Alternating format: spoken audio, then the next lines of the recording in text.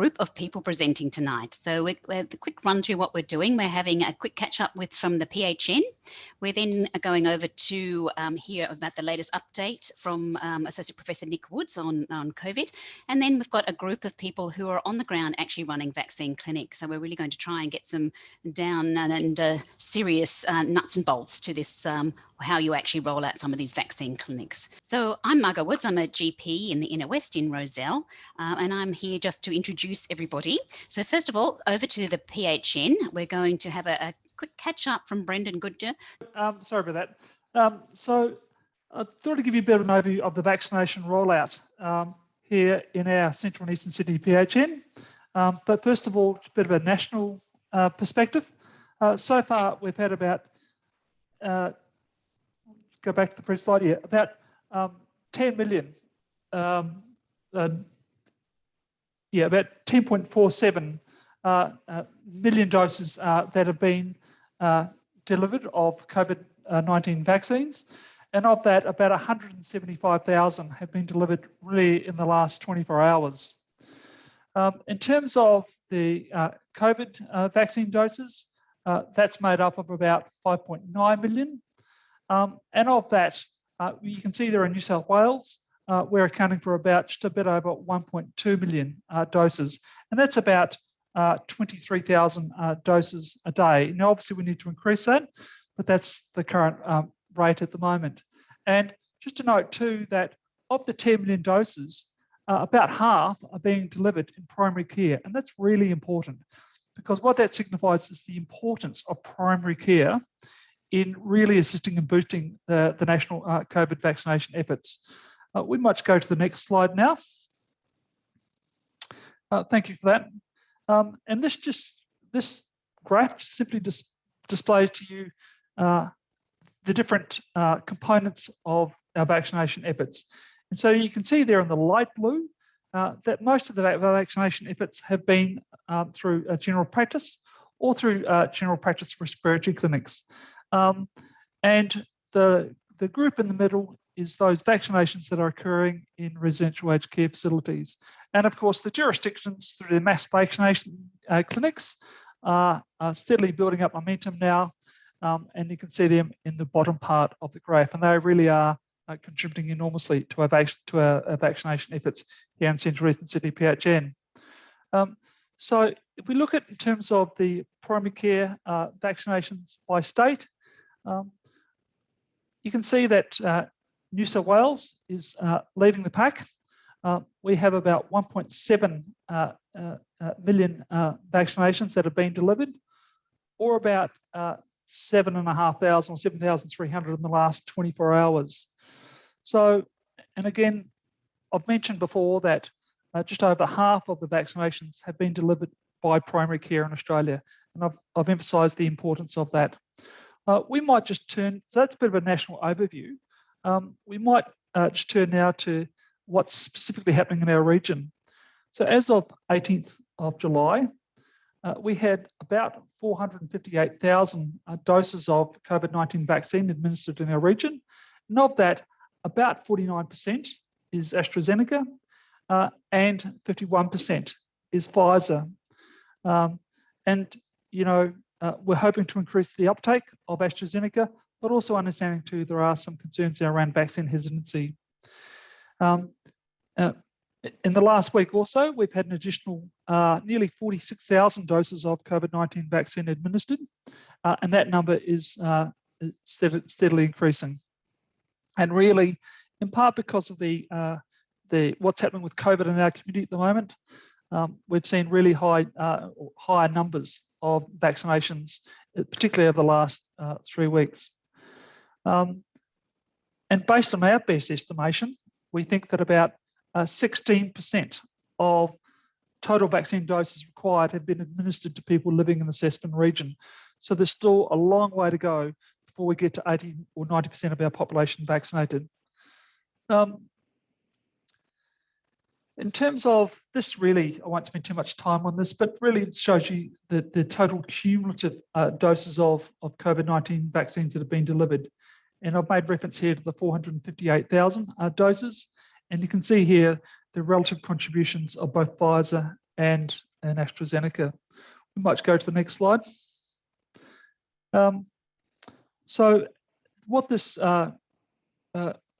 really shows you here is that those aged really 60 years and over have been taking up the COVID vaccines in larger numbers, in part because they were part of the vulnerable population groups.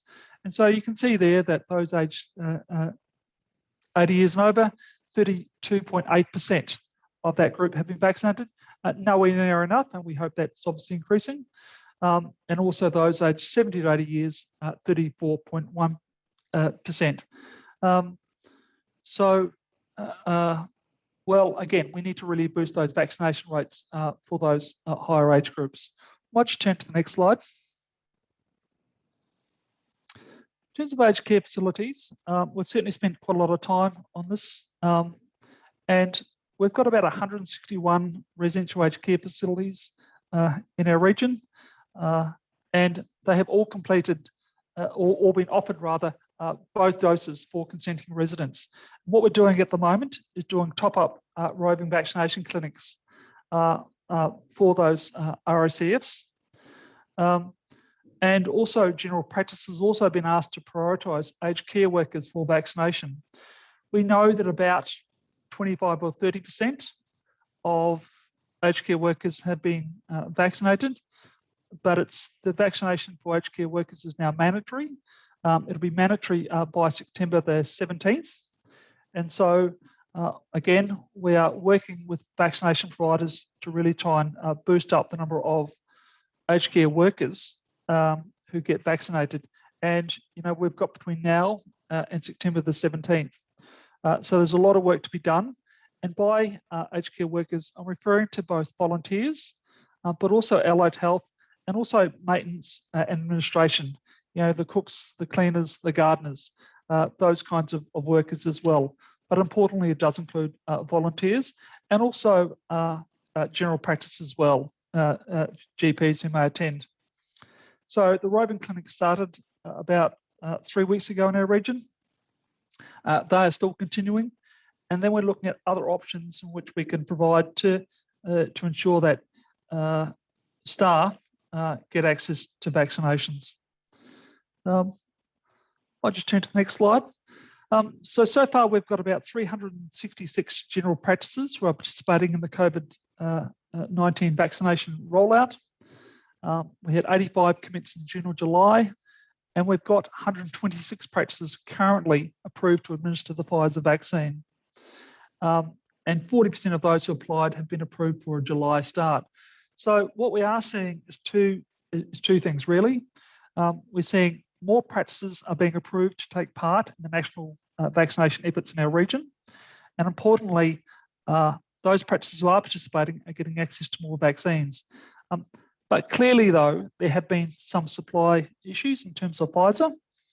We've been told that, of course, that there should be more supplies coming soon. And in preparation for that, we are now starting to enrol more practices. And of course, there are really good supplies of Astrazeneca, and a lot more people are taking them up now as they start to weigh up the risk benefits in terms of the presence of COVID in our community. So what I've done very quickly is paint for you the national picture and then try to locate that down in a much more concrete sense in terms of what's happening within our region. And that's a bit of an overview that I wanted to give before I hand over to Nick. I just want to jump in there quickly and ask one or two questions we've got from our participants. So right. Brendan, the Prime Minister seemed to imply today that all general practices, including non-accredited and pharmacies, could enrol in the AZ rollout. Do we have any detail about this yet? Well, he's certainly announced that, and I guess we're waiting for some further detail. But yes, we certainly anticipate that those practices will come on board quickly. The important point to note here is around we need all hands on deck. And so certainly as a PHN, we're very keen to support all practices who are part or who are experienced at administering vaccines, who are part of the National Immunisation Program. We want them to come on board as quickly as possible. And we're also very supportive for pharmacists also becoming on board, because again, we want to get our population vaccinated as soon as possible. Thank you. Over to you, Margot. Right, thank you so much. Thanks, Brendan. That's really good to hear that. And we do have a lot of questions, and unfortunately, we're not going to be able to get through all of them, but we will have some other gaps later and hopefully answer some more. Now, a very warm welcome to Associate Professor Nick Woods, and I'm sure many of you have been here in previous sessions and heard Nick's really fantastic presentation, so I'm really looking forward to that, because keeping up to date with COVID is a real challenge, isn't it? So Nick is actually Associate Professor and Associate Director of Clinical Research and Services at the NCIRS, and he's also a general paediatrician, and I think very interestingly leads the New South Wales Immunisation Specialist Service and coordinates the Immunisation Adverse Events Clinic at the Children's Hospital in Westmead, amongst other things, Nick. So I'll let you tell us more about you this time. So over to you. Thank you so much. Thanks very much, Margot, and hello, everyone. I would also like to acknowledge the traditional owners of the land on which we are gathering today and pay respects to elders past, present and emerging. So look, it is a very, very tricky time for you guys out there in primary healthcare land, and I certainly want to acknowledge that the game field is uneven and changing. So what we are hoping to cover is a few of your questions with the following sort of topics. A bit on the AZ vaccine, some of the safety issues, and a little bit towards the end about mixed schedules as well. As you know, there are those that are already eligible in the blue box here. There are the newly eligible just in the last sort of month or so, and the key difference was the 40 to 49-year-old age group. The remaining cohorts yet to get are the 16 to 39s and then the under 16s, and we won't speak too much about the under 16, but we can try and have a discussion if you want. This is a list of those that are eligible for the Pfizer vaccine. And I won't read it out, and it's probably very well known to you all. I think the important bit is down the bottom, which we'll come to, is those that are over the age of 60 who have a contraindication, and I'll talk a little bit more about that in a minute. The preferred vaccine for the under 60s is Pfizer, okay? However, that has changed recently. And the TARGI's advice was sort of to talk about potentially offering it, the Astrazeneca vaccine, to those under the age of 60 who are living in an outbreak area. And the other group for whom Pfizer is recommended is those that have contraindication. Important to note, though, that people who have had their first dose of AZ vaccine without any serious adverse events can go on to get the second dose. Other countries have also restrictions on the recommendations for Astrazeneca. The UK is not giving it to those under the age of 30. Canada has sort of made a blanket recommendation that they would like to get everyone to get a mRNA vaccine as their first dose. Now, the issues that we face are obviously the supply, okay? So as you know, there has been some outbreaks across Sydney, spreading throughout the regions. And based on that, ATAGI put out some new advice, which was just a week or so ago now. And that was then saying really this, and it did cause concern and anxiety, because what they're now saying is if you're under 60 and you're in an outbreak area, and particularly if you're under 40, just go and have a chat to the GP, and then the poor old GP has to have a discussion about what does that mean for each individual. Takes time and effort. But if you, and the other thing that probably has caused ructions out there in the community is the TARGI's recommendation to move that second dose a little bit earlier. And we'll come to that in a second, but I suspect what's happening is that people are ringing up saying, I want to move my second dose earlier, and they're not being scheduled appointments possibly, and that's causing some anxiety as well. I think if that happens to people, I wouldn't be too worried. I wouldn't, you could reassure them that it's not a major downer. We are all in lockdown. People aren't moving too far, and having to wait a couple of extra weeks is probably not going to be, a major issue for them.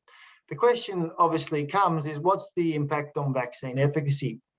So the original licensure for Astrazeneca was between 4 to 12 weeks, with a preference for 12 weeks. And that was based on the fact that the longer intervals seemed to give better vaccine efficacy. As shown on this graph here, if you give the interval a little bit closer, say the 6 to 8 weeks mark, the vaccine efficacy does dip down a bit. The important point here is that this was trial efficacy data prior to the arrival of Delta. Okay, so we don't have such a graph which exists for the Delta environment yet. It's possibly similar. What we do know from Delta, which I'll show you, is that we really want you to have 2 doses, but the interval is not really clear. So there's no, as this graph shows, it is a little bit better to have a wider interval, but this is in the pre-Delta space. So if you go onto the eligibility tracker and you do put, like I did, your age at 35 in New South Wales and not had a first dose, it does ask you this question: would you like to consider the AZ vaccine? And if you tick yes, it then takes you to another place where you can start to book in. And if you click on the little link down here, you get taken to these particular documents, which help you try and weigh up the risk and harm of the AZ dose.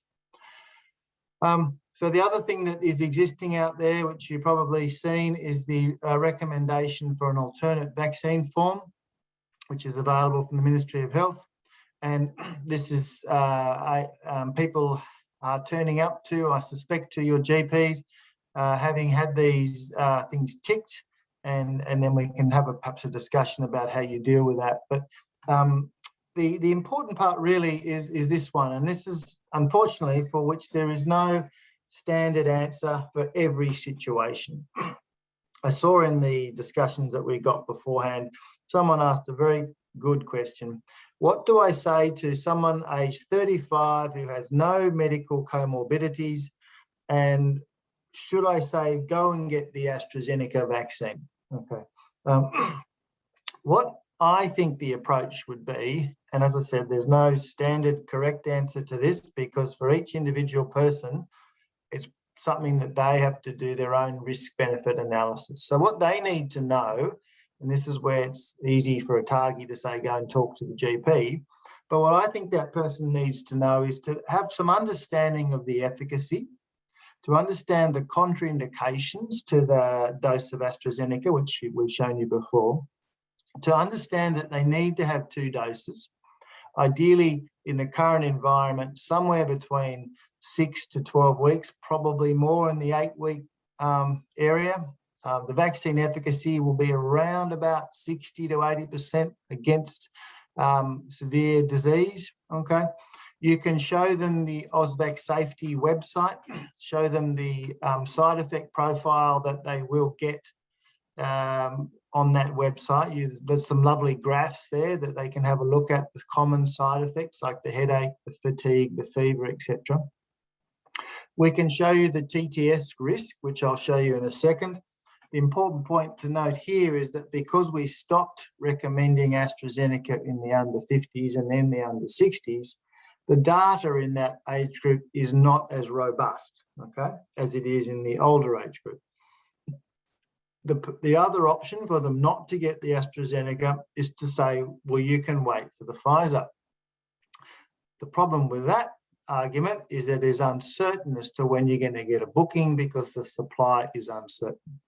So these are some of the sort of points you can provide to that person. Then you would say, look, if you go on to get the Astrazeneca, the risk is somewhere, depending on your age, which I'll show you in a minute, probably somewhere in the range of 1 in 40 to 1 in 50,000. And remember that that means that for every 40,000 people, 39,000 plus did not have this clotting event, okay?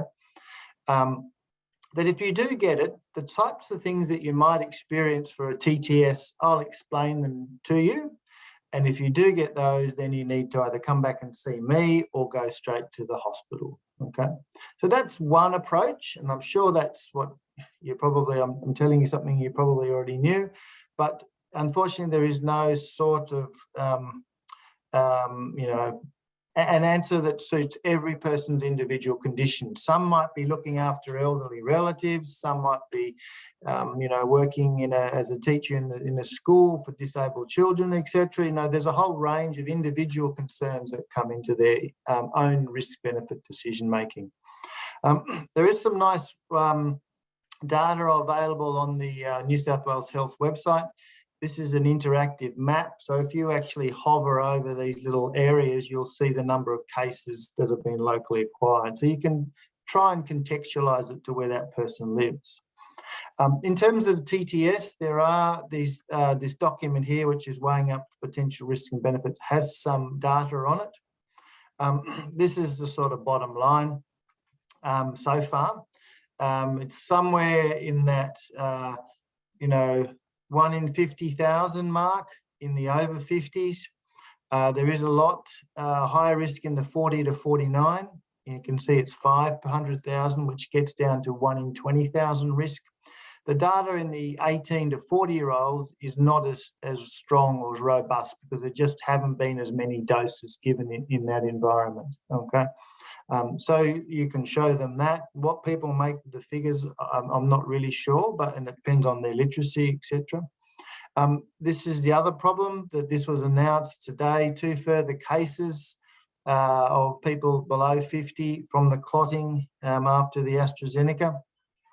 What is important to acknowledge is that the clots in the younger people appear to be more of this tier 1, okay? And that's the clots that appear either in the head, CVST, or in the abdomen, okay? And so that's another important thing just to say to people. So here's the sort of take-home message that if a person does experience these symptoms, severe persistent headache, some other neurological features, some shortness of breath, chest pain, leg swelling, etc., or the bruising, then they need to go and seek medical attention. As you all know, dose 1 of Astrazeneca can cause some headache and can cause some fatigue, fever, myalgia. That's usually in the first 2 to 3 days, okay? But if people get that, then it's probably too fast for the TTS, and that sort of thing does go away. If, however, the headache persists or it's worst, then and it's beyond that 3 or 4 day mark, then that probably is worth seeking medical support. And the other thing to say is that now there are quite good guidelines in the emergency departments to treat these things. So important to tell people, the earlier we recognise this clotting issue, the much earlier we can institute the treatment, and the outcomes are now pretty good. Okay. The other thing that people probably need to be aware of is, as it's shown here, some unusual skin bruising or pinpoint spots. There have been some case reports of ITP, so low platelets, after the Astrazeneca, but they're also after the people that had the Pfizer vaccine as well. So it's not exclusive to AstraZeneca. As you know, we can see ITP after the MMR vaccine. So, it probably is one of these sort of unusual autoimmune type things that happens after a vaccine. But ITP is perhaps a small risk, and that's shown in one Scottish study. And these are being reported to the TGA as well. I won't go through this because of time, but this is just from that paper, the Scottish paper, talking about the cases of ITP that are reported. The other thing that has been reported to the TGA is some GBS, so Guillain-Barré syndrome. That's being looked at by other regulators as well. There was a little bit of a signal released by the US CDC about Guillain-Barré after the Janssen's vaccine, but it's a bit of a watch this space to see if anything happens with the AstraZeneca vaccine. So that's just being watched. So in terms of dose 2, if you've had dose 1, as we mentioned before, and not had any reaction, then you can go on to get dose 2. there's very much lower chance of getting a clot after dose 2. Has happened, but it is certainly a much lower rate. And the contraindications to the second dose are if you did have an anaphylaxis, if you did have a clotting history, if you did have the TTS, etc., and if you certainly had what's known as any other serious adverse event attributable to the vaccine. I'll come back to the mix and match schedules a little bit later on. This has been shown before, but the supplies of the Pfizer are coming. This is the National Vaccine Supply website. You can have a look at this PDF. It does get fairly regularly updated, I understand. What that means in practice and what that means for your individual surgery is not clear to me, and hopefully the PHM will be able to give you a bit more information on that. And that document does break it down by state. So that gives you a little bit of an idea of when the supplies are supposed to be coming. But unfortunately, when you're talking to your 35-year-old, healthy person who says to you, when's Pfizer coming?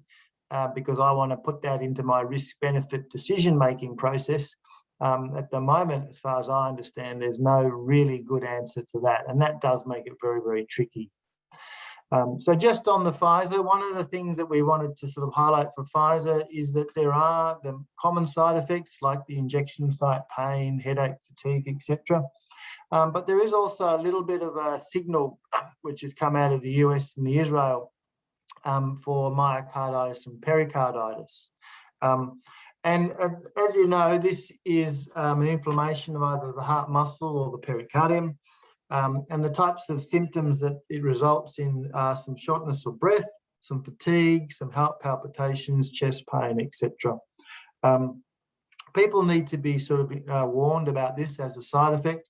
Where it's happening really is in the young males, more common in males and females, and it's more common in those under the age of 30, and it's more common after the second dose. So they're the group that you probably really need to be sort of suggesting to folk if you do get this sort of rare side effect. It's probably in the order of, 1 in 40 to 1 in 50,000. It is age dependent, which I'll show you in a slide in a minute.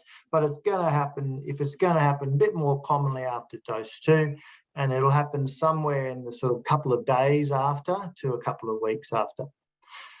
Most of these cases have indeed been mild and have been able to be treated with non-steroidals or colchicine, and people do end up going to emergency departments, do end up having troponin levels checked, ECGs, sometimes echoes, sometimes angiography, and the gold standard to diagnose this is a cardiac MRI. Okay, so these are some estimates from the US where they've had a fairly good supply of mRNA vaccines. And you can see here that the rate in the very young, the 16 to 24, is somewhere in the range of 20 per million. And this is, 2 per 100,000, so 1 in 50,000, and this is in the 35 per million. But it appears to be much less in the older age groups. Toronto Sick Kids, which I've got the link down the bottom there, that has a really nice pathway for an algorithm for diagnosing and managing these people that have had the myocarditis, pericarditis. So that's just a useful link for you to have a look at when you want. So the take-home messages with that that has been seen with the mRNA, and in the US after both Pfizer and Moderna vaccines. Complete recovery in cases. People should be encouraged if they have this chest pain, shortness of breath or palpitations to go and get some extra, medical attention. And if you do have a past history of myocarditis or pericarditis, say, 4 or 5 years before the vaccine, by that time it should certainly have recovered. But if it was a more recent onset of myocarditis and pericarditis, then the advice is to wait until they've completely recovered with that, and then go on to talk to the cardiologist about the dose of Pfizer vaccine. TGA I think the cardiac societies, Australia and New Zealand, are working on some local guidelines. And there's quite a nice link here at the Melbourne Vaccine Education Centre that you can have a look at as well. So we're barrelling along, and now to talk a little bit about the variants of concern. And the key one that everyone's talking about is you can't turn the news on or look anywhere without hearing the word Delta. And that is now a global variant of concern. It's not going to be, I think I saw a question there, is at the end, is Delta the last? And the answer to that is no. There are now new, what they're called variants of interest. So these are strains that have not yet been shown to be highly transmissible or result in severe disease, but they are being watched. And it's probably quite helpful that they've moved to using the Greek alphabet to label them rather than using country names or B.153, etc. So we're now up to, you can see here, Lambda, which is the strain that has been, designated a variant of interest. So that's something that's being watched as well. The UK has a very nice study called Zoe COVID, and what they're doing is just reporting the top 5 symptoms in the Delta period. And you can see here that they are pretty much respiratory type symptoms of headache, sore throat, runny nose, fever, and cough. The things like we used to hear early on about loss of smell and loss of taste don't seem to be as important in the Delta strain as say in the original wild type Wuhan strain. Now the question is, how does the current vaccines we're using, does the effectiveness against that Delta strain diminish? And I think that a couple of take-home messages. One is that 2 doses is better than 1. Okay, and as you can see in this slide, if you look at the Astrazeneca and the Pfizer, the effectiveness against of a single dose of Astrazeneca against any infection is only in that sort of 30 to 60% mark. It does bump up to 60% for 2 doses, and for Pfizer, it goes from 35 to sort of 80%. But the important one is hospitalisation, and 2 doses of either Astrazeneca or Pfizer are greater than 90% effective against hospitalisation. So that's an important message. It is still working, but we really need those 2 doses in. Variants in terms of boosters. This is a question for which there is no definite answer yet, but again, it's being watched. Both Pfizer and Moderna have modified the genetic code to chase the variants. And what they'll then do is do small-scale trials to sort of show that it's immunogenic and safe. Moderna's got an interesting thing here where they've actually put in a original vaccine and a variant-specific booster in the single vaccine. So they will be looking at how the safe and effectiveness that one is. And the other thing is the actual booster dose question. The UK is thinking about starting this from September. They've obviously done much better than Australia has with their primary immunisation program, but they are thinking about perhaps giving a booster dose, particularly those that are over 70, home care residents, frontline social care workers, etc. So that's probably the next thing that once we will be starting to think about once we get our large proportion of our population up into the fully vaccinated with the primary course. And then the other thing that's of interest is this mixed vaccine schedules. At the moment, ATAGI does not routinely recommend a mixed schedule, okay? There have been a range of different trials that have had some preprint publications. I've listed some of those papers down there. These are predominantly Astrazeneca studies followed by Pfizer. But there will be other ones, for example, Novavax followed by Pfizer, and those things are all being done at the moment. This is a very busy slide, but it comes from a very nice weekly update, which the University of Melbourne has, and I put a link down the bottom of there for you to have a look at. as mentioned, most of the work so far has been done on Astrazeneca primary, followed by a Pfizer as your second dose. And what it appears is that it does cause a greater systemic side effects, okay, than 2 doses of straight Astra or 2 doses of straight Pfizer. And there's also a higher antibody response when you get Astra-Pfizer combination than, say, 2 Astras, okay? But important to remember that at the moment, we don't have any vaccine effectiveness data available to say that this combination of AZ followed by Pfizer is 90% effective. That sort of vaccine effectiveness data is not yet available, but I'm sure it will be coming. And some countries, as listed here, are thinking about routinely using this sort of heterologous schedule. At the moment, Australia doesn't have that. So this is just sort of a summary. Most of the studies are AZ Pfizer. There are a higher reaction rate and possibly higher antibody response, but we don't have the vaccine effectiveness data yet. And therefore in Australia, it's not routinely recommended, except however, where there's persons had a reaction to dose 1.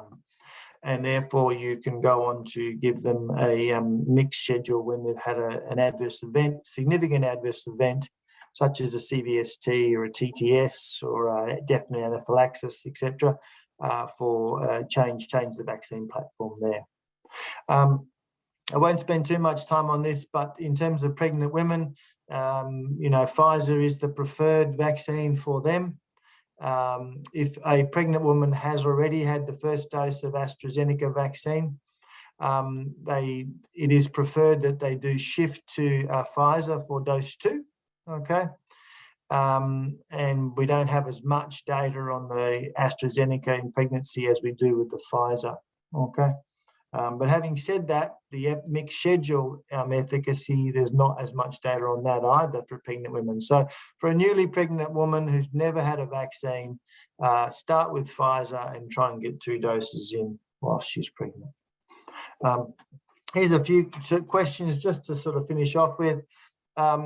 Question about, can you administer the COVID vaccine less than 7 days after a live vaccine? The answer to that is yes, if it's in special circumstances. Do patients need to wait for 7 days after a COVID vaccine to receive other vaccines? In general, we would like them to do that. If, however, they have, for example, a tetanus-prone wound or something like that, then you wouldn't wait the 7 days. You would give them a tetanus booster, even though they have been within that 7-day interval, or if there's sort of some logistic issues. And then the other thing is, if someone has the actual COVID disease, do they need to, can they have it earlier than 6 months? So yes, they can. However, it's recommended that we defer it for up to 6 months after the acute illness, but you can still give it a bit early if they really want to, particularly in an outbreak setting. We think that the actual live real infection does give you some protection for at least 6 months, but if someone's really worried and it's been 4 months since their last dose, since their disease, and they could have a dose if they really wanted to. So it's a bit of a rapid fire rush through this complex topic, but some take-home messages is that ideally we would like everyone to have the 2 doses. In the outbreak setting, an attempt to try and move the interval down to that 6 to 8 week interval between the Astrazenecas. Still the 21-day interval between the Pfizers. That the under 60s, the 50 to 60-year-old age group, the hubs are, I think, in New South Wales are allowed to give Astrazeneca. And in the under 40s, discussion with the GP, and it's a complex discussion. I'm not trying to downplay it, but I think focusing on the effectiveness data, reminding them of the risk of the clot and what to look out for is important. Ausvac Safety has some nice data on the common side effects of the AZ And the other thing is that if people do get a Pfizer, particularly the young male, to think about a myocarditis as a potential side effect as well. And importantly, to remind everyone that the need to try and, if you do see any side effects, to report them through to the Public Health Unit and then on to the Ministry of Health. And that's how we capture all this important data. So a rapid chat. I just wanted to show you some things and hopefully we can have a discussion. So thank you, Margaret. Thanks so much, Nick. That was incredibly helpful. There are many things on there that I'm going to need to look at again, and lots of those links which are really helpful. So we are recording this tonight, so all of those slides and all of that information, all those links will be up on YouTube soon on the Central and Eastern Sydney PHN site. It takes a couple of days and that will be up there for you to look at, because certainly there's a lot of things I'm going to actually review as well. So thank you so much, Nick. That was incredibly helpful. Kira Wright, who's the Immunisation Program Officer at the Central and Eastern Sydney PHN, has the massive job of sifting through all of your questions. There's quite a lot. So she's going to run through some of those. So Nick, we might get you to keep being there and we will throw some questions at you. So thank you so much. Thank you, Margot. And I'll just say it's not just me, it's my colleagues Mimi and Brooke helping me along as well. So Nick, our first question, if a 65-year-old patient already has a history of ITP with low platelet count of 50 to 60, can they still have the Astrazeneca vaccine? Yeah, I'd be wanting just to understand the reason. Is there a reason for their ITP? And if it's been like that for many months, years, and they're otherwise well, not trying to dodge the answer, but I think the simple thing is to have a quick chat with their treating haematologist over the phone, make sure they've not got any concerns, and then I think we'd be fine to give it. Excellent, thank you. Second question, is TTS more likely in someone who has had Hep C as they develop an IgG antibody against the platelets?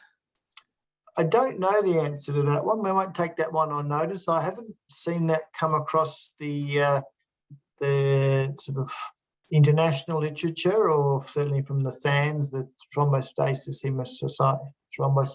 and Hemostasis Society.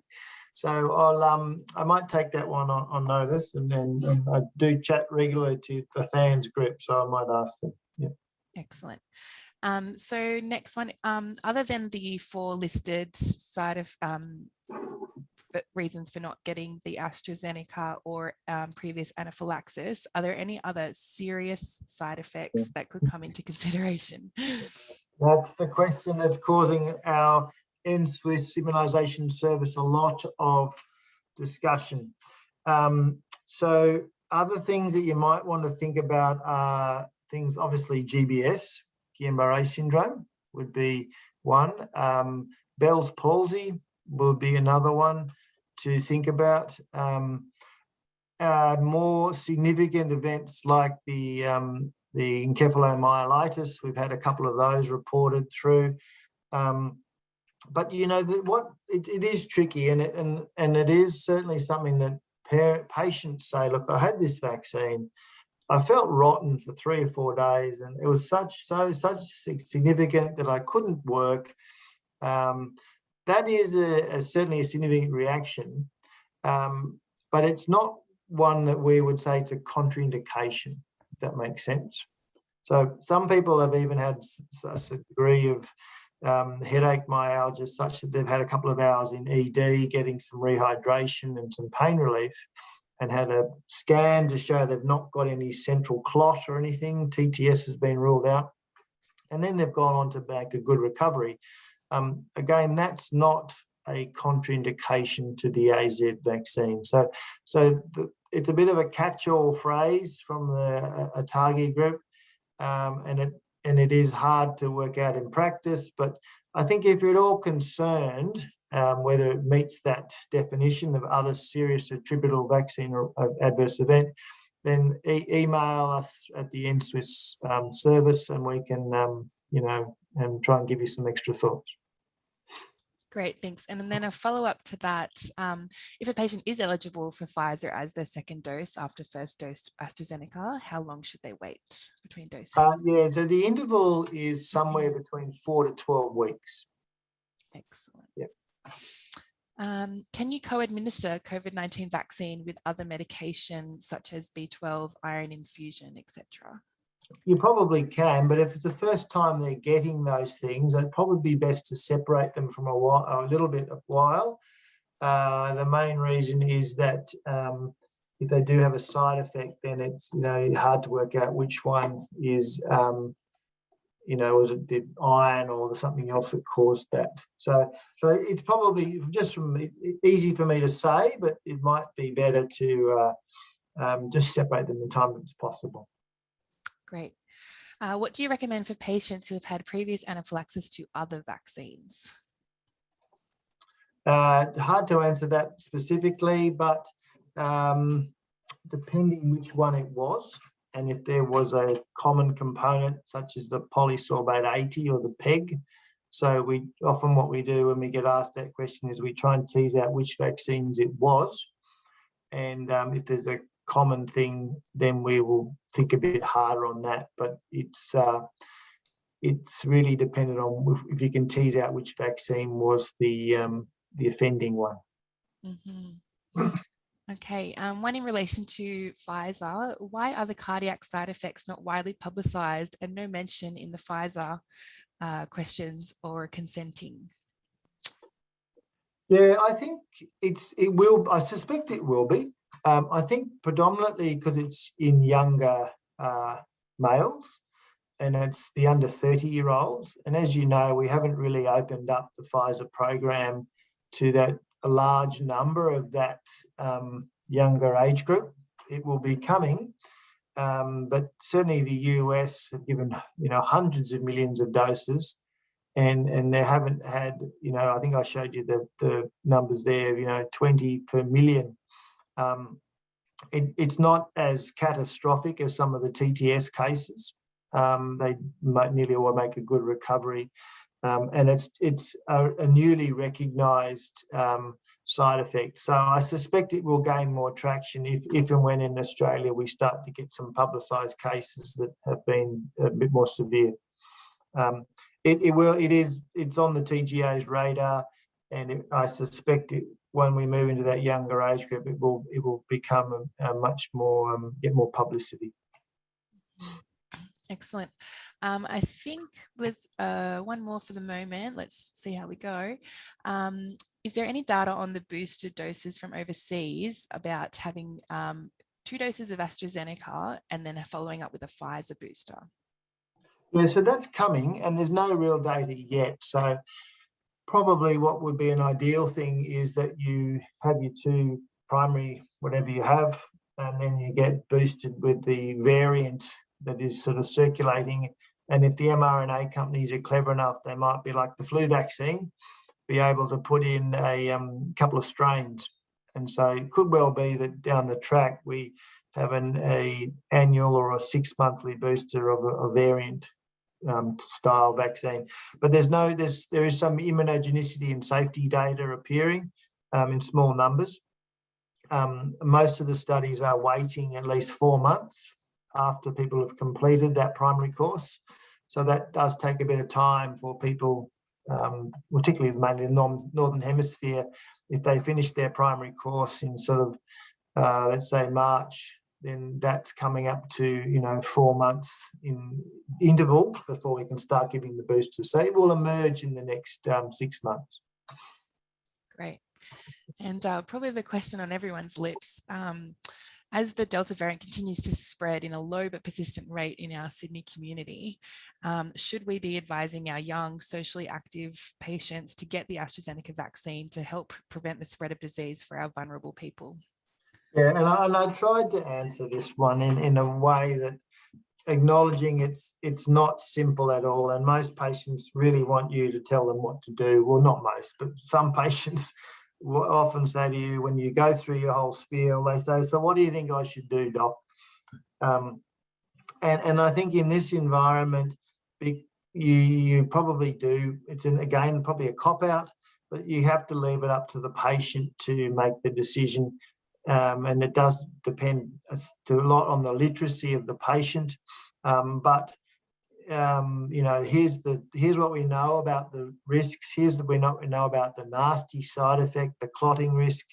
Bearing in mind, even if it's 1 in 40,000, means 39,000 plus have not had the problem, and so that's, you know, a good thing. But if you do get it, here's what you need to look out for, and go and seek medical advice, because the earlier we recognise it, the earlier we can treat.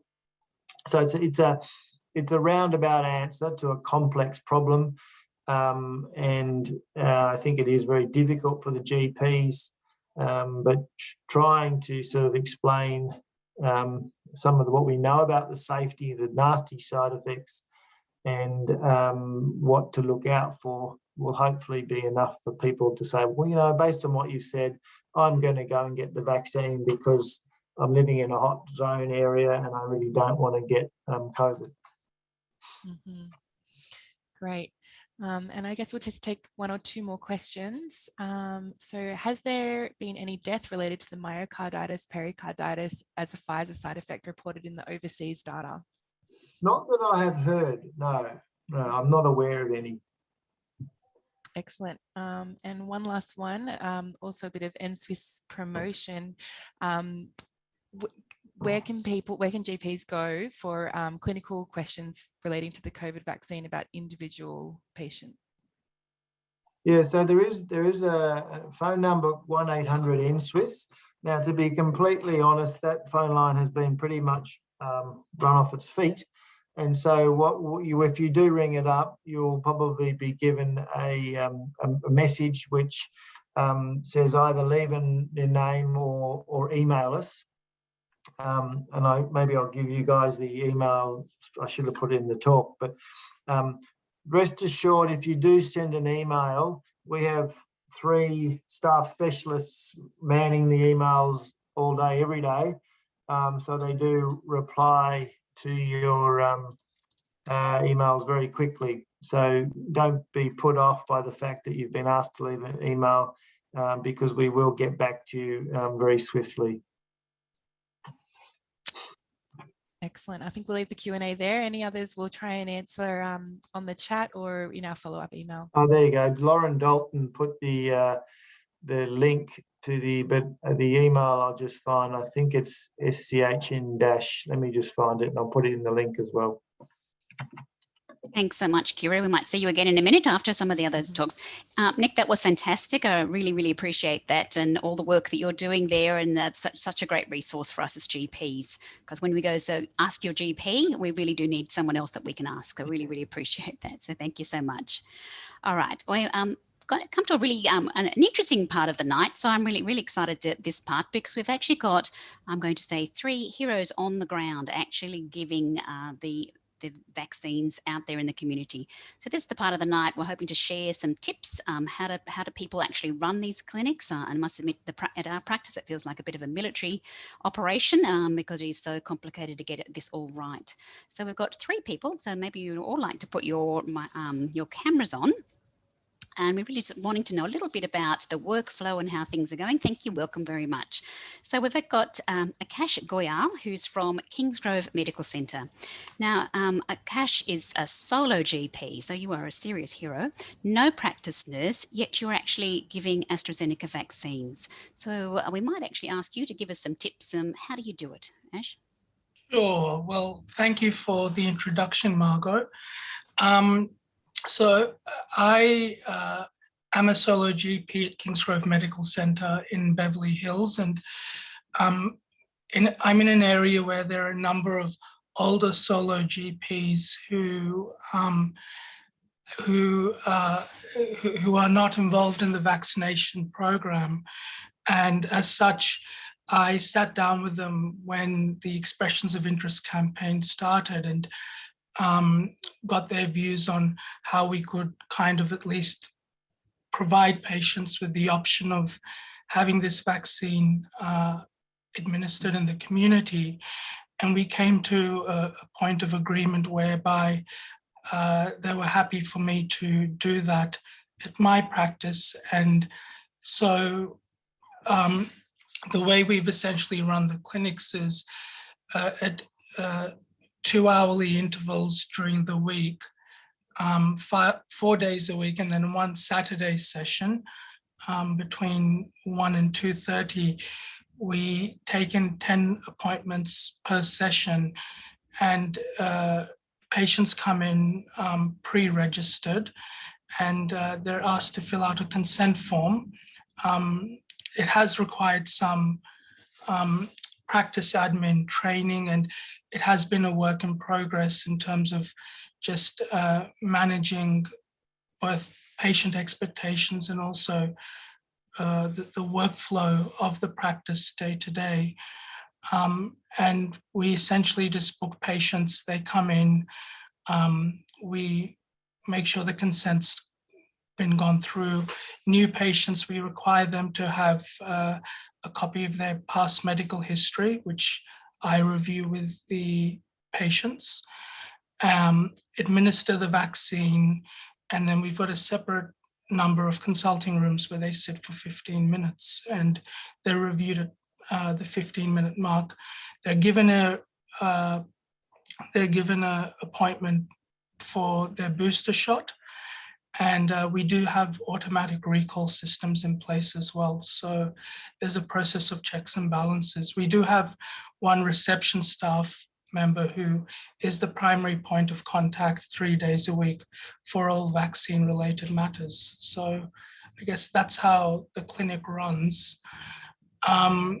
In terms of challenges, the more recent challenge has been more so around the fact that the first group of patients had all been booked at the 12-week mark, and now we're having patients call and ask for their appointments to be brought forward. So we have had to essentially accommodate that, and that's involved juggling patients around and moving appointments around. Most patients are understanding and happy to go with that.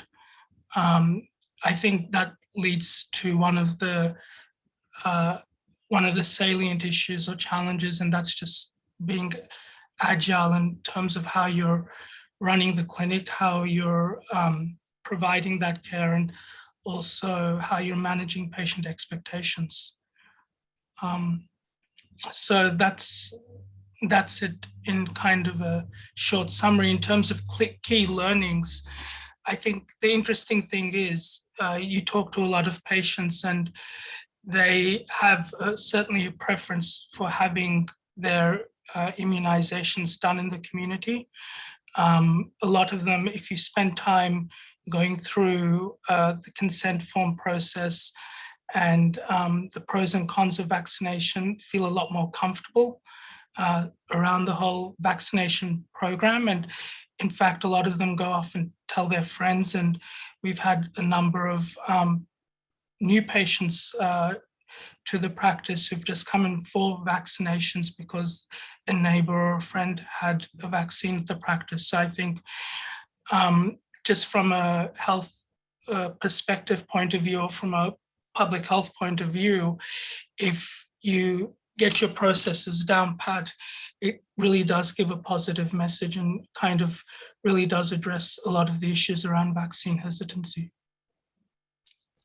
Oh, thanks, Akash. That's the really interesting perspective. I guess, and I'm hearing it, that agility and the confidence that you're building with your practitioners. And I think it's interesting you're actually sharing that clinic with other practices. So you're providing a service for people outside of your practice. Is that right? Yes, please. Yeah. So we've got a number of older GPs in solo practices. So I think the thing is,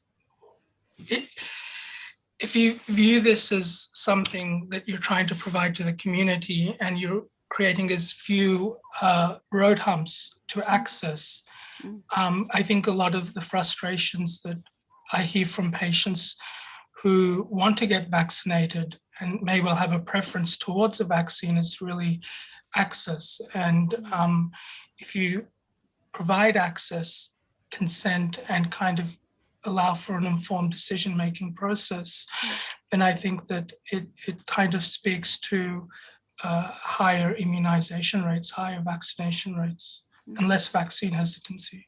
Oh, well done. I think I agree. The vaccine hesitance is such a big issue, or has been, it's less so now. I think people are getting closer to wanting their vaccines now than they were. So that's a fantastic experience for a solo GP. So well done. So small bites is what you're doing, which is fantastic. Yeah. Okay, welcome, Kate. Kate Humani is a practice nurse at Rose Bay Medical Clinic. So we're really interested to see you've got 4 GPs in your practice, and you're the only nurse, I believe, and you are running, you're doing some Astrazeneca vaccination. So how are you doing it over in Rose Bay? Hi, well, thanks for having me. Let me just share my screen. Hold on a second. There we go, share. Okie dokie. Sorry. There we go, perfect. So as you said, my clinic, we're in Rose Bay. We've got 4 GPs. Of the 4 GPs, only 2 of them are participating in the COVID-19 vaccine administration. We are doing the Astrazeneca vaccine. I'm the only nurse there. Our practice, we're only a small practice, just over 3,500 active patients, and the majority of our patients are actually under the age of 40 years of age. So quite a young practice. Our aim has been to deliver between 70 and 100 doses of Astrazeneca per week, which this week was our biggest week. We hit 100 doses this week, which is great. And that's our number that we get each week. How we run our Astrazeneca clinics. Basically, we have a dedicated clinic 2 to 3 times a week, 1 to 2 hour windows that we block off. And it's myself and one of the other GPs. And we work quite collaboratively together. We have quite interchangeable roles. Sometimes I'll take the lead, sometimes the doctors will take the lead. Sometimes I'll do the actual injecting, sometimes the doctors will. It just depends how we're going, what we're doing. We have a really thorough booking process by the reception team. We found that that's made life so much easier, but I'll go through that a bit later. We make sure that patients have their consent forms returned prior to the appointment so that on the day, everything goes as smoothly as we can. And we can also then screen patients. For example, we had a patient who booked in, dropped off their forms, great, going through it, history of a mesenteric vein thrombosis. Wanted the Astrazeneca, went, oh, okay, glad we didn't pick this one up on the day. So we found that's really easy. On arrival, the patients check in at reception, come down to the treatment room, we educate them. Usually I'll do the education, the doctor does the injecting or vice versa, so it's done as quickly as we possibly can. And then we give them a little handout with side effects on it, because patients we've discovered love a little take home, a little card with a record of their vaccines. Then one of the easiest things we found is we just stick a sticker on our patients with the time that they can go. Red if they've got a history of allergy or anaphylaxis and they need to stay there 30 minutes. Yellow if it's just regular 15 minutes. And what we found is this makes it so much easier that anybody involved, any of the GPs hanging around, can at a glance identify you're good to go. When they leave, the reception staff book them in for their second appointments, and then it's done if necessary.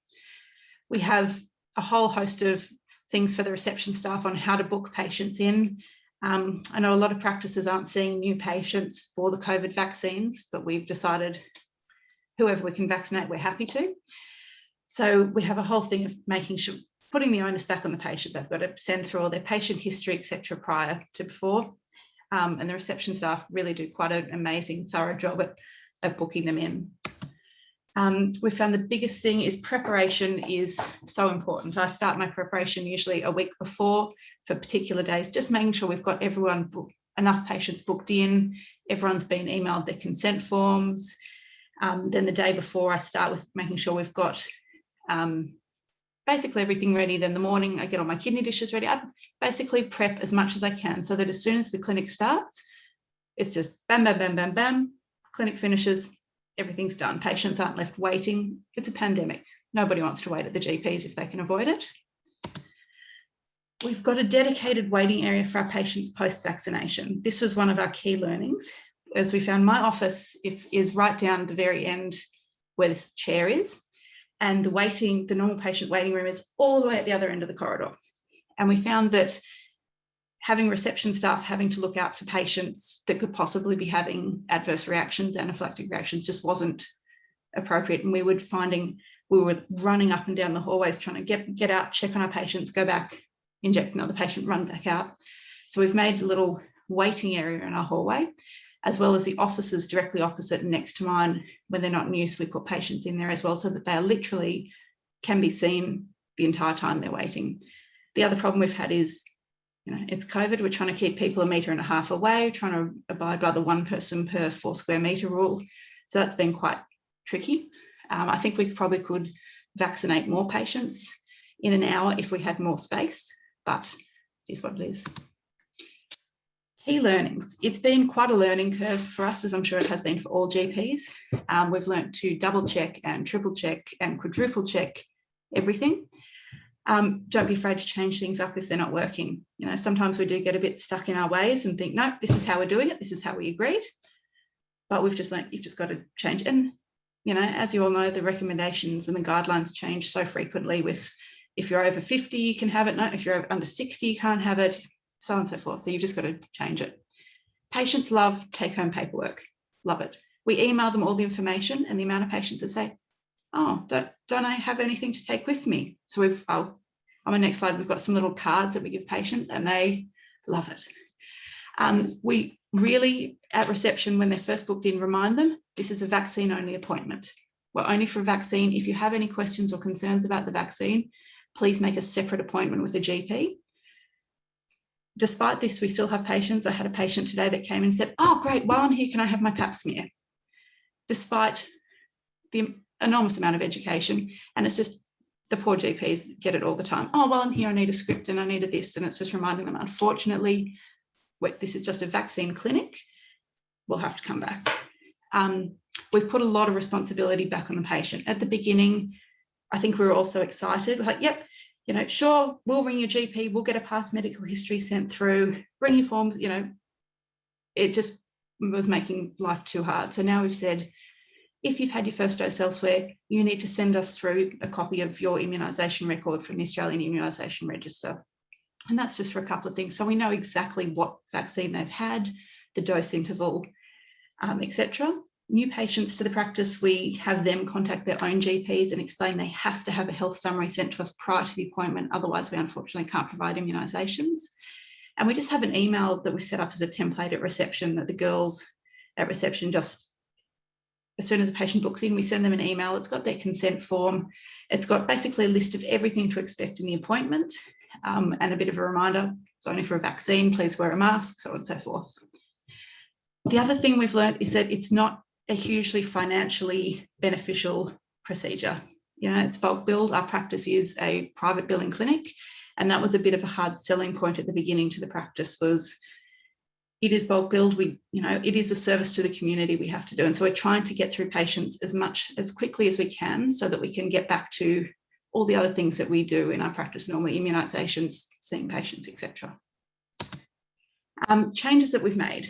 As I said, patients are now waiting in the hallway or offices outside the treatment room so that we can actually observe them better. We discovered that we need an actual area for patients to lie down for emergency treatment. It was a bit awkward the other day when I had 2 patients in an office and a patient fainted, and I was trying to get them on the bed and the other patients just were sitting there watching everything going on. So we now have an extra spare room just purely for a bed for adrenaline administration and things like that. We do give patients a side effect handout afterwards. As I said, they love it. We used to put the syringe labels in the side effects brochure so that was for patients, their own record of the vaccine today. We've now changed that because it was just too confusing for patients, and we give them a nice little handout card with the records of their doses. We tried to do a nurse-led vaccination clinic just purely from a financial perspective so the GPs could continue doing what they were doing. But our GPs were desperate to be involved. They were really keen to be involved, to actually be part of the process. And it's a really exciting thing.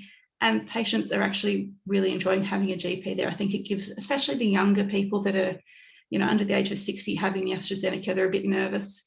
It is giving them that confidence. Look, a GP's here. I've spoken to this GP on the phone for counselling. They're now administering the vaccine. Great. The other change we've made is the flexibility to add more vaccination clinics as the demand increases. A couple of weeks ago, we had nobody wanting to come in. There was all this about Astrazeneca, and we've this week we'll be running four clinic days. So it's been just having that flexibility to scale up. Luckily, well, not luckily, poor choice of words. We're in a bit of a, we're in lockdown at the moment, so not as many patients are coming to the GP. So we do have the flexibility to have that time available. And that's it for me. That is fantastic. Thank you, Kate. And I think the thing I really liked the most of what you're telling us is really the teamwork and how it really is genuinely a team right from the reception through the whole team. And I think also making sure that the patient's part of the team, get them doing part of the work. They are, making the biggest thing. Yeah, absolutely. And particularly when you're doing patients from outside the practice, there's an awful lot of paperwork. And I think so much paperwork. Yeah. And I think that you're right. So a lot of those barriers, I think, are across a lot of us. It's both the space, how do you actually socially distance and watch people? And I was just looking at those little couches in the corridor, whether 15 minutes is time to get a pap smear done. I'm sure she exactly could have got it done in that corridor. And then of course the costs. It's definitely a community service and not a cost. Something that's making money for the practice, which is why I'm calling you all heroes for actually putting so much work into doing that. So thank you, Kate. I really like that. It was such a different way of doing it as well, which is fantastic. All right, we're lucky enough to also have Dr. Sam Hay here. Where is Sam? Oh, hello, Sam. Welcome. So Sam is actually from Your Doctors Randwick. Now, Your Doctors actually has a number of sites, haven't you? So you've got three other Your Doctor sites. So you're from the Randwick one. And I think that practice there, you have 6 GPs and no practice nurse. Is that correct? Yep. Right. And okay, so how do you do it in Your Doctors? Yeah, so just I guess a little bit more of an introduction. Sam Hay, I'm one of the directors and GPs, both in our Inner West Your Doctors, which we've got 3 sites. We're about 10 full-time equivalents at the moment and 3 full-time nurses. So at each of our 3 sites, we have doctor rooms and a nurse room and have a nurse available most of the time, the greatest majority of days. Randwick is a slightly different practice, single site, about 3 full-time equivalent doctors and no nurse, but also no space for a nurse either. The rollout was very interesting and different across each site. For both businesses, Inner West and Randwick, we wanted to provide vaccine to the community, and we wanted to provide it as early as possible. We joined the EOI very early on, and I'm confident we were one of that first wave of practices. The way we deliberately set up in both practices was to wait until we were told we were getting vaccines and wait until we had vaccines in the fridge, because there was just so much uncertainty at the beginning. We didn't know how many and when, so we literally didn't book any appointments until we had it in the fridge. And then we said, right, now we can start to plan from there. In the Inner West, we basically set up with nurse clinics, run 3 days a week initially, with skipping Mondays and Fridays just to create a bit of a gap for seeing our usual patients, and then focusing in on each 3 site in the middle of the week and designating usually a 2-hour block, sometimes a little bit more, but double booked 15-minute appointments. So every hour getting through at least 8 patients. They're booked in only over the phone. We weren't allowing any online bookings, just so that we had a bit more visibility. We were largely only servicing our own patients. We were allowing family members of current patients and then some ad hoc other patients. And we did that deliberately to make sure that we could, to get our head around what was happening, get the processes going, plus also maximise the awareness of people's past histories, etc. And that works really well. The nurses draw up all of the doses at the beginning. They check it with one of the doctors. One of the doctors goes through the notes or the consent forms for every patient. And then the nurse will bring the patient in and go through the consent questions, either as an autofill, well, in fact, the greatest majority of the time as an autofill on the screen, or go through a consent form if the patient's filled that out, and give it. And we found that 2 patients every 15 minutes really is achievable to do that. And the doctor is then called in as necessary to have any discussions with the patient from there. all of our nurses are fully qualified for immunisations as well. Randwick we did differently. We've got a couple of doctors who've been around in the area for a very, very long time, and then 3 of us who are younger. So because of that almost two demographics of patients, that bigger older demographic, and then the younger families. I should point out the Inner West, for many, a lot of the other doctors out there who know, lots of mums, dads, families, professionals coming in.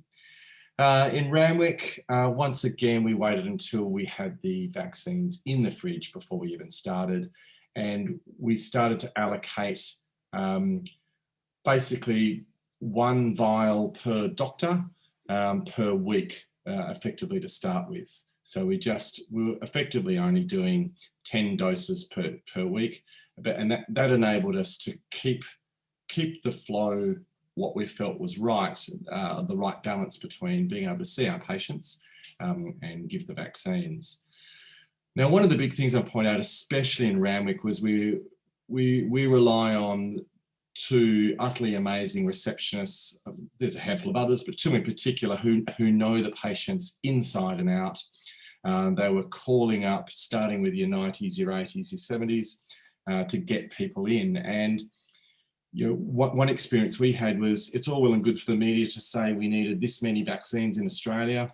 The reality was we were getting this many, but only this many patients actually wanted to come in and get it. So even though we were only doing a handful a day, especially initially, we struggled to get people through the door to come and get the vaccines. And that was in the most vulnerable cohorts of 70 plus. The Inner West was a little bit easier because we're a bigger practice. We weren't doing as much active recruitment of patients, but certainly we were struggling initially to get people through the door. Fast forward to the current outbreak, and it has been easier. A couple of things from a process point of view, much like the Rose Bay practice, we give the patients a little card that will write the time on. They've got to go and sit in the waiting room, and they're not allowed to leave until that time's up, and they've got to hand that card into the receptionist. So that's just a way of keeping the patient honest to keep to their time. In Randwick, we've been very strict on the consent forms because we don't have the nurse assisting us. In the Inner West, it's a combination of consents and the nurses using the autofill. Eligibility, we've very much effectively been offering it to anybody of any age and respecting the informed consent. If patients, well, over the age of 18, obviously, if patients are after it and they come in and they have a discussion with us and they understand the pros and cons, largely it's Astrazeneca now or Pfizer later. And if they then very happy with that, then we're content to provide it. And obviously anybody with any medical conditions increases that. Finances, look, we feel with double booking appointments and running the little blocks, we're probably just breaking even with it. It's okay. It's fine. Maybe we're losing out some days, but in general, breaking even. I think when the SIP comes in at the end of the day, we're content that we're in the middle of a pandemic. We need to be providing this service, and it's largely fine. As others have mentioned, it does rely on the receptionist and the good work and then knowing the patients. We have struggled to a degree with the dilemma of what do we do in this outbreak? Because one challenge when we're bringing people into the waiting room, which is the rate limiting step really, how many people can you fit in your space for that 15 minutes? Bringing more people in increases our COVID exposure risk for us, the patients, close contacts, but we're in the middle of a pandemic and we need to give these shots. And as a collective group, we came together as doctors at both venues and realised that we've got to get these vaccines in people's arms. We're the people that the patients trust, and there's certainly with this outbreak and some of the rhetoric coming out of the government of go and speak to your GP, we are finding that they want to come and speak to us and get the vaccines from us. Would we do it differently? No, I don't think we would do anything differently. I think both models are working well. So in the Randwick space with just the doctors in small little groups each day. In the inner west, we were able to do those bigger clinics. I think definitely starting slow worked in our favour, because we're every doctor, so we deliberately got every doctor and every nurse involved with the process, especially in the inner west, so that everybody knew what it was about. And once we got the drawing up of the needles, checking between the doctor and the nurse, it's really gone very smoothly ever since. And we don't see it as a big, difficult process. It's simple, you know. Last Saturday, I put a call out for new patients and did a whole clinic on my own as the only clinician there, and it really was straightforward. I think that's probably it. Myself again. Thank you, Sam. It's such an interesting insight to have those different practices, different sizes and different populations. So that's a really, really interesting insight. I'm going to just put a call out to my practice. I'm at Rozelle Total Health in Rozelle, and I need to call out particularly to Dr. Annie Marshall, who has worked incredibly hard. She's had a very different approach. So we're giving both the Astrazeneca and the Pfizer vaccines, and that is an extra complex thing, making sure that you're getting the right people in the right clinic. And Annie's has been building up systems, and actually last Sunday, the day before George Marshall's birthday, I believe, the team actually managed to vaccinate 242 people in a Sunday. So I think it was over about 5 hours. So we've had quite a different approach. We've got both the vaccines being administered at our practice, and we have seriously a huge amount of work. The team from reception and our nurse and practice manager coming in on the weekends as well. So they really are the superheroes. But doing them outside the other, we're trying to keep the sicker people separate to the people for the vaccines, and a lot of the challenges really do come around space and making sure that we get people queuing and waiting with enough space. And I think, again, I'd say a lot of the messages that I'm hearing from you is about that preparation. So that preparation, education, consenting, having everything set up, double checked and things. So I think it's been interesting, everyone doing things quite slightly differently, but all doing that out of, to do our bit for the community. So I really want to thank all of you. It's been fantastic to hear that variety. Now we have a couple of more minutes before the end of the session, so we might try and grab some of those questions again, because there's so many questions. We're not going to get through them all, but it might be great if we can have a couple more. So Kira, are you there again to answer some questions? Fantastic. I am. Well, ask the questions anyway. Yeah. So maybe a question for Dr. Sam Hay. Do you plan on adding Pfizer to your repertoire of vaccines? Yeah, great question. Thank you. We're in Randwick, we're hitting around 60 doses consistently each week. We've peaked at 100. In the inner west, we're hitting about 180 to 200 doses a week. And the balance of looking after our patients, etc., that we can't increase too much more. For the next 4 weeks, because of the outbreak, we're adding some Saturday clinics, which will allow us to hit about another 50 to 60 on those days. But depending on what happens with the outbreak, we're not sure if we're going to continue those.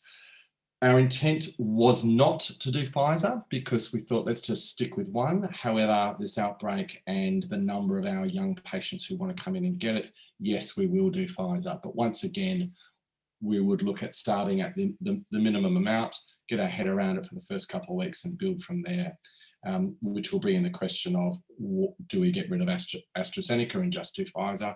Don't know. Mm-hmm.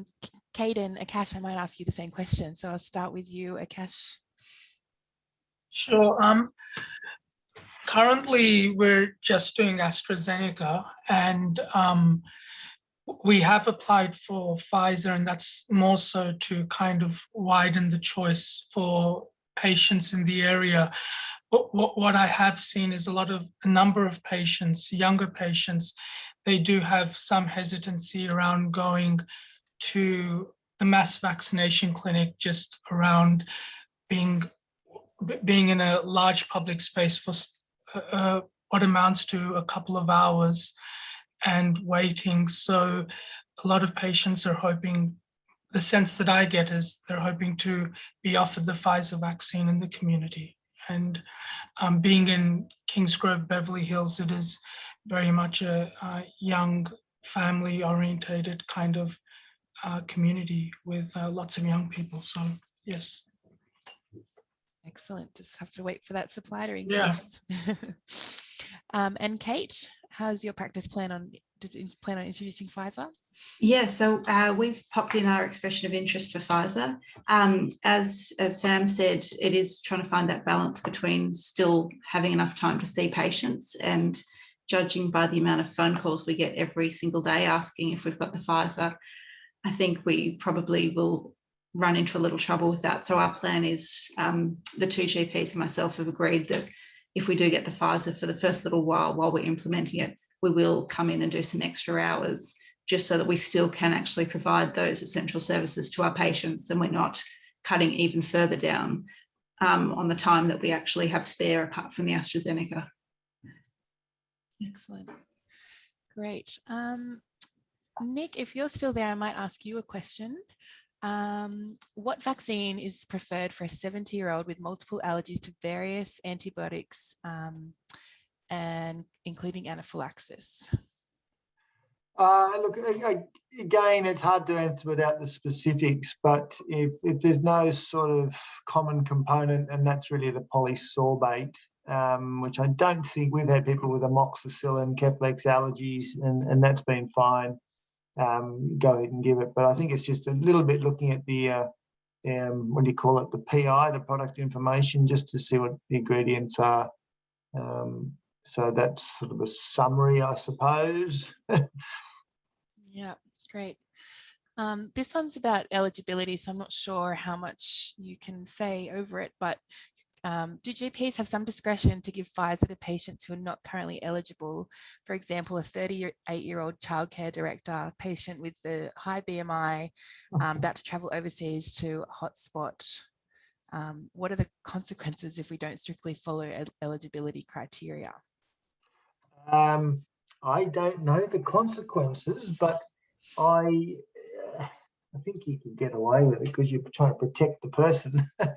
And I suppose the question there is the eligibility checker. Someone had told me that the imminent international travel to a hot zone did give you a tick, but the cutoff of the BMI of 40 is a little bit arbitrary, to be honest. So I don't think you would get into trouble if you've got a dose and it's the end of the day, and I'm going to get into trouble for saying this now, and there's one dose left in the vial and you don't want to waste it, and the person's there, don't waste it, I say, but yes, maybe the PHN should answer that one. Yeah, there is also that extra dose policy on the Commonwealth website that it could be of use in certain situations for sure. There are several patients in aged care with 10 weeks between doses of Pfizer. Will they be protected? 10 weeks between Pfizers. Yes, they will. In fact, it's possibly even marginally better in terms of an immune response, because you might get that longer. There's some data emerging that, like Astrazeneca, slightly better interval, longer interval gives you better immune responses. However, we trade that off with the 2 doses, and in an outbreak such as Sydney's experiencing, I would be trying to get the second Pfizer in somewhere in that 3-week to 6-week mark if we can. But yeah, those people in the aged care had their 2 doses, 10 weeks apart, happy days, they're in good position. Great to know. And then I guess a follow-up from that, how much do we know about the vaccination preventing long COVID? Yeah, well, long COVID is certainly in fact, long COVID is obviously, you get that after you've had the COVID infection. So if the vaccine prevents you getting infection, then it should stop you getting long COVID. There is some haven't kept up to date with it, but there were some reports that the vaccine actually helped you with your long COVID symptoms. Now, why that is, I'm not sure, but there were some reports out there that getting vaccinated, months after having had natural COVID infection and having long COVID might well give you a little bit of improvement in your long COVID symptoms. We can check that one up for the group as well. Yeah, I think I'll leave it at that, Margot. Thank you everyone for all your questions and answers. It's been great. Unmute.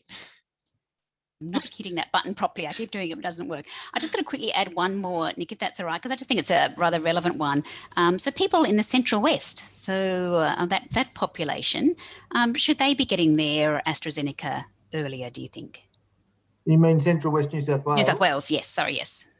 Were there cases out there? I don't know. Not many, I think.